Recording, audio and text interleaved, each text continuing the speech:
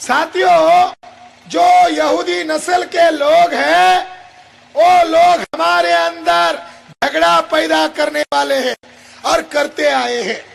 वो लोगों की योजनाएं थी कि उनकी आबादी 3% है और 3% लोग इस मुल्क पर राज कर नहीं सकते। जो ब्राह्मणों की आबादी 3% मुल्क के अंदर है और देवेंद्र फडणवीस की आबादी महाराष्ट्र में केवल 5% है। 5% वाला मुख्यमंत्री है और किसानों की बात नहीं सुन रहा है। लाखों के मोर्चे निकाले गए और मराठा लोगों के बातें नहीं सुन रहे। ये 5% वाले लोग महाराष्ट्र पर राज कर रहे हैं। जिनकी औकात गांव का सरपंच चुनने की नहीं थी, वो लोग एमपी चुन रहे हैं, एमएलए चुन रहे हैं और इस जमहूरियत का प्रधानमंत्री चुन रहे हैं। वो क्यों चुन रहे हैं? इसकी खास वजह है। हम लोग जालिम को जालिम कहना भूल गए और अपने ही खून के भाइयों को खून के प्यासे बनाए जा रहे हैं। हमें अब इकट्ठा होना होगा। जब इस देश का दस्तूर बनाया जा रहा था तब दस्तूर में लिखा हुआ था, क्या लिखा हुआ था कि इस देश के अंदर बैलेट बॉक्स के द्वारा नेता चुने जाएंगे। पहले राजा रानी की कोख से पैदा होता था, अब राजा रानी की कोख से नहीं, लोग अपने वोटों से चुनेंगे। बाबा साहब अम्बेडकर ने रानी की कोख का नजबंदी किया। अब राजा रानी की कोख से पैदा नहीं होता था, बैलेट बॉक्स से होता था। नेहरू को एहसास हुआ, 3% ब्राह्मण के नेता को एहसास हुआ तो उसने एक नई समस्या को पैदा किया। अब हमारे लोग चिल्ला रहे हैं, हमारे ओबीसी लोग चिल्ला रहे हैं और हमारे ओबीसी लोगों को आज भी हुकूक नहीं दिया जा रहा। गधे की गिनती होती है, कुत्ते की गिनती होती है, इस देश में हिजड़ों की गिनती होती है, नदी नालों की गिनती होती है, पिछड़ों की गिनती नहीं होती।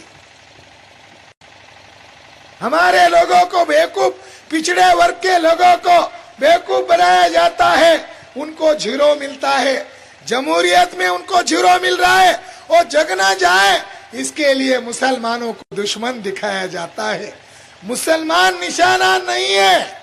इस देश के मुसलमान लोगों और माइनॉरिटी लोगों, इस देश के ब्राह्मणों का दिमाग आपको समझना होगा।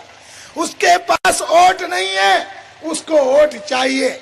एससी एसटी ओबीसी मजलूम है, वो हिंदू बनने के लिए तैयार नहीं। उन्हें हिंदू बनाना पड़ता है।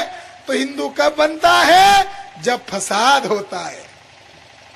हिंदू बनाने का तरीका क्या है? फसाद करने का। और जब फसाद होता है तब मजलूम लोग हिंदू बने जाते हैं।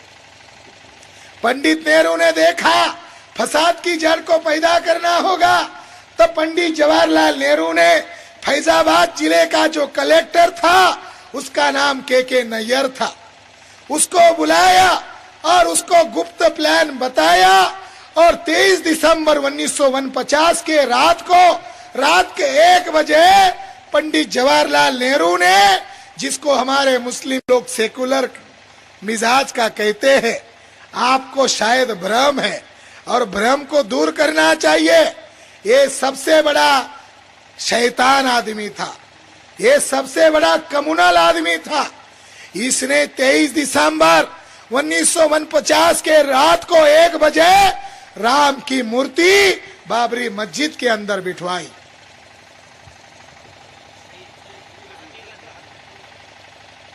राम की मूर्ति बिठाई 23 दिसंबर 1949 को।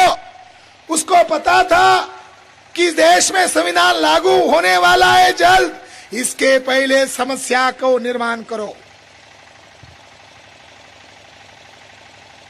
जब वो मरने के कगार पर था तो एक पत्रकार उसके घर पर गया था उसको मिलने।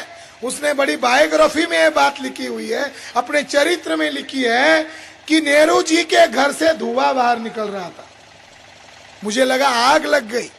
अंदर जाके देखा तो पंडित जी की बहन, पंडित जी की एकलौती लड़की और दर्जनों नहीं हजारों पंडित बैठे कर यज्ञ कर रहे थे और नेहरू मरने वाला था। तो नेहरू को मरने का डर था, तो ब्राह्मणों ने कहा 4,25,000 मृत्युंजय यज्ञ का जप करेगा तब नेहरू की उम्र बढ़ेगी।